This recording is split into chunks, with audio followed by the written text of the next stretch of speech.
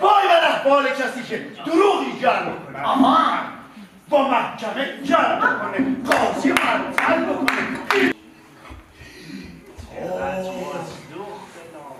قربان این بذار اینشو ببند.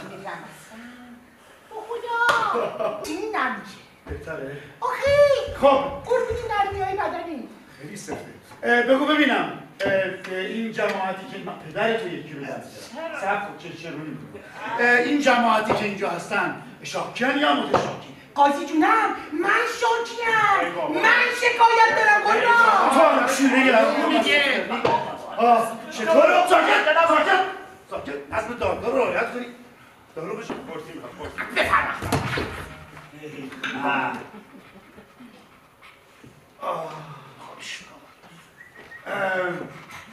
فرزندم جانم بابا به نظر تو بین این شیری انگور خورده ها متهم ردیف اول نه کی؟ نه نه اینه من جلال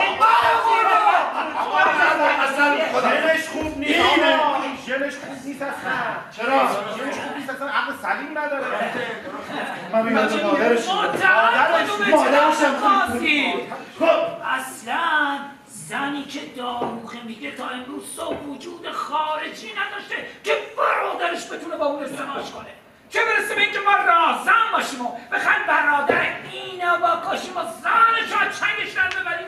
اولش یه که چوب بود من به این شکل تراشیدمش. پس تو خرات بله خراطی در محل با تعیین وقت قبلی، البته برای شما بدون تعیین وقت قبلی. منم براش لباسای خسکل دوخته بودم. پدر تو رو در چرا از شلوارتو بده گذاشت؟ جلال! تو قصد به چانی قاضی؟ نه! به شلوار قاضی؟ میخواست گذاشتش تو رو در بیاد. زیادی خود تو در واقع خیاط. بله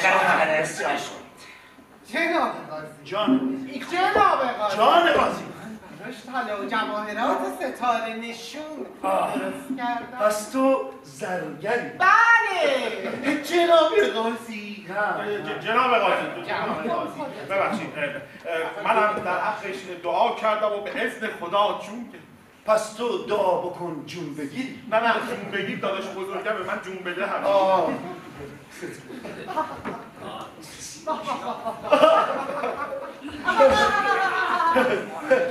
میگم که حالا که مزنه دستتونه سالی چند؟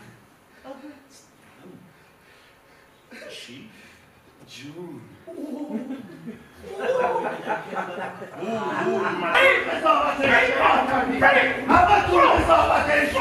چرا؟